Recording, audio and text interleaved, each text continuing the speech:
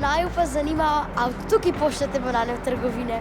Banane ne pridejo iz tukaj nekje, ampak iz drugega konca sveta. In sicer iz Centralne Amerike, iz Kostarike, Gvatemale, Hondurasa, Ekvadorja, iz Kolumbije.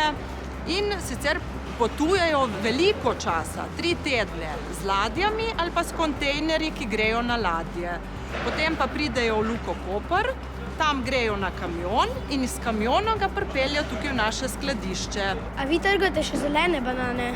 Banane pridejo zelene, banane se obirajo zelene in celotno pot mora biti tudi hlajene, da pridejo do sem. Dokler ne pridejo samo v skladišče, so skozi hlajene.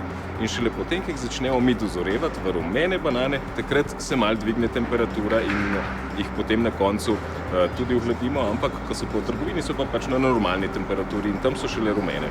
Mi temu procesu rečemo, da spijo banane. Tako se uporablja ta en izraz v našem poklicu, da banane spijo in to morajo pač celo pot biti v takšni situaciji. Koliko časa pa zorijo banane?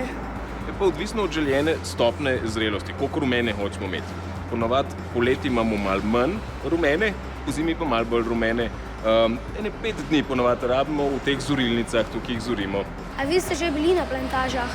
Seveda, ja, da sem dobro sploh razumel celotno pot, kaj vse rabimo narediti, da pride banana v karton. V katerih državah pa ste že bili? Največkrat sem v Ekvadorju, bil sem v Kolumbiji, v Kostariki, v Mehiki, v Južni Afriki, v Argentini.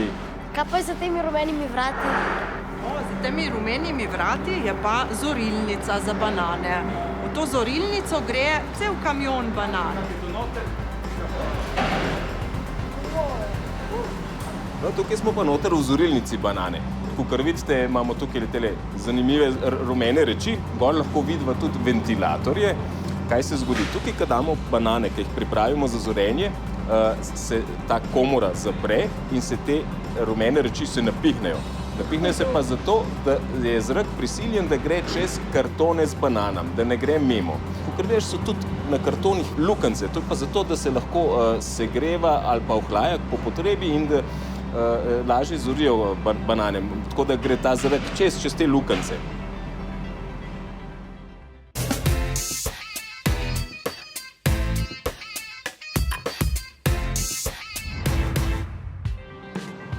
Pa te še rabijo, da pridejo v trgovino?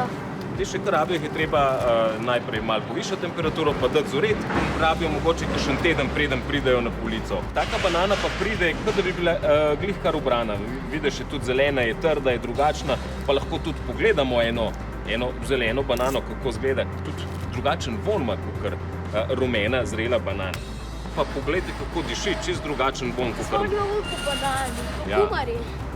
Tukaj pa je tukaj v enem paketu približno. Tukaj jih zna biti med 90 do 120 po nekih standardih, se to pakira, okoli 20 kg je drugačno. A to je tabela banan? Tukaj imamo pa tabelco za določene zrelosti banane. Različne stranke imajo rade različno zrelo banano, pa včasih zrela banana tudi potuje še zelo daleč, tako da je mogoče malo manj zrela in potem, ko pride čez 2 dni k stranki, je pa že taka, kakršna mora biti za prodajo, pa za uživanje. Katera številka pa so to približno? No, tele so recimo 1 petica, take damo ponavadi, take ponavadi tudi kupimo na koncu, ne? Ja, pa že čisto malenkost mogoče bolj. Tako, za probati se lahko jih tudi probamo, ne? Dajmo si prvoščite kakšno banano.